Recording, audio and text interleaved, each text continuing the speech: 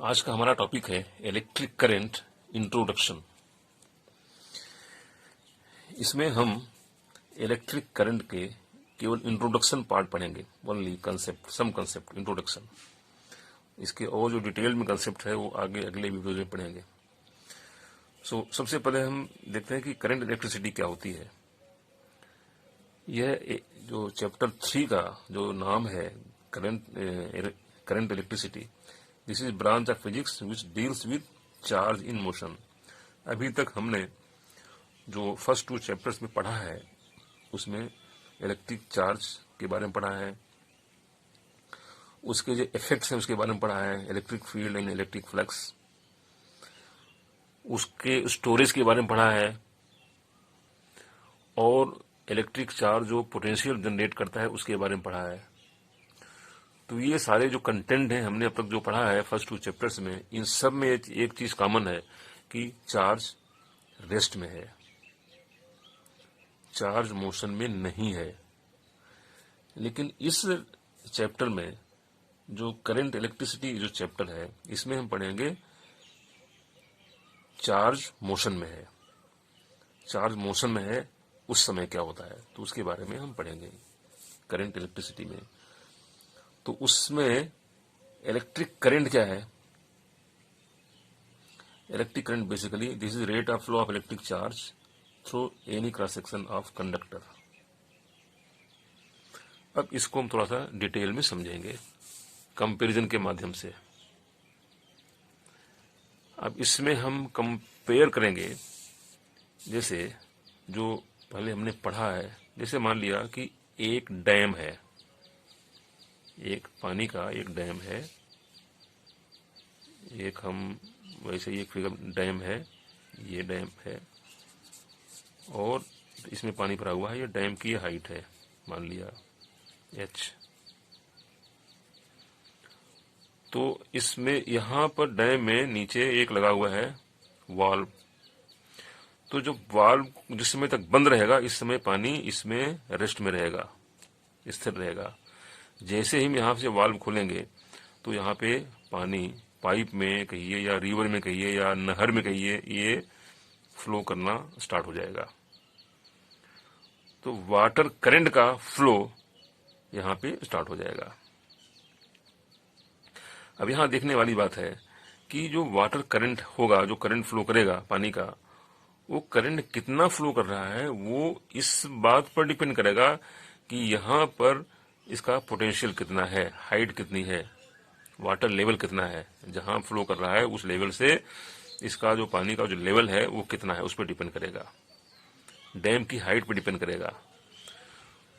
Dam कितने area में है या डैम में कितना पानी है उस पर डिपेंड नहीं करेगा।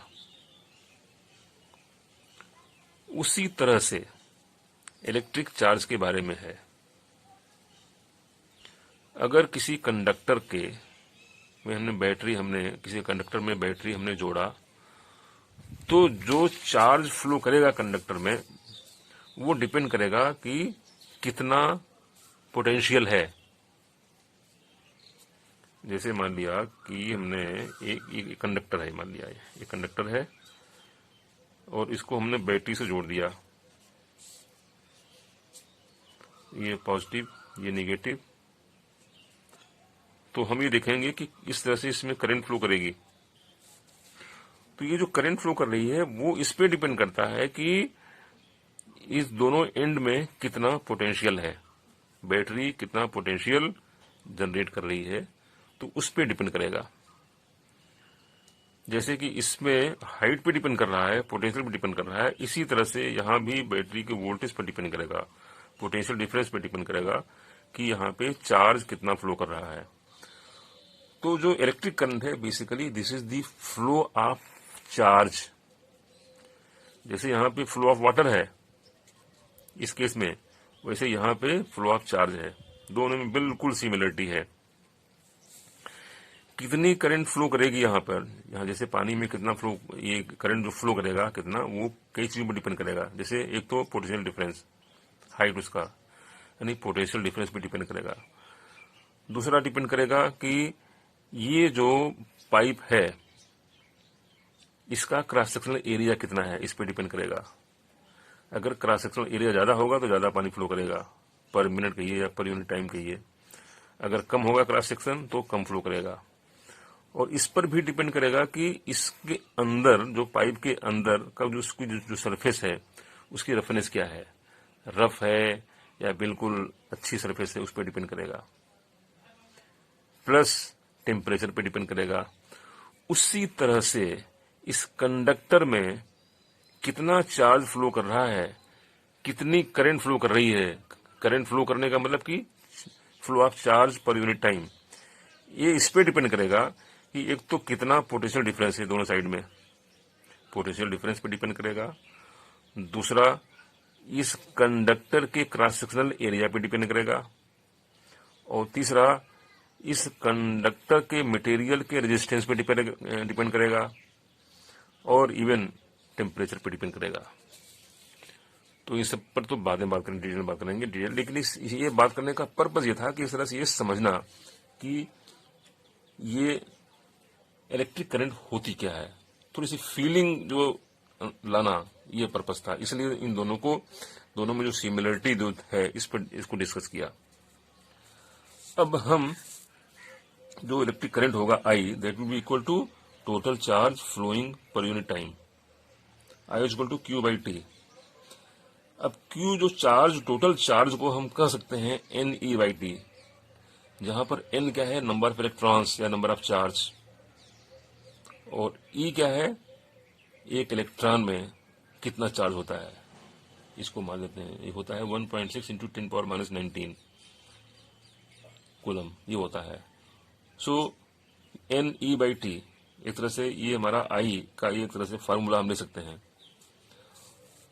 और इसमें हम एक चीज और ले सकते हैं, मान लिया बहुत छोटे टाइम, मान लिया है बहुत छोटा चार्ज डेल्टा क्यू फ्लो कर रहा है एक क्रॉस सेक्शनल एरिया में, और वो एक बहुत छोटा जो टाइम इंटरवल डेल्टा टी में कितना उसमें फ्लो, डेल्टा क्यू चार्ज एक बहुत छोटा टाइम इंटरवल डेल्टा टी में, तो उसका जो करंट होगा D I, that can be expressed at limit delta Q by delta T tending to 0। यह भी एक एक्सप्रेशन है। ये कैसे, ये शो करता है हमारा instantaneous current. So at time T the current in the conductor can be given by this expression, limit delta Q by delta T tending to 0। Current में एक और भी है कि जो current is a scalar quantity.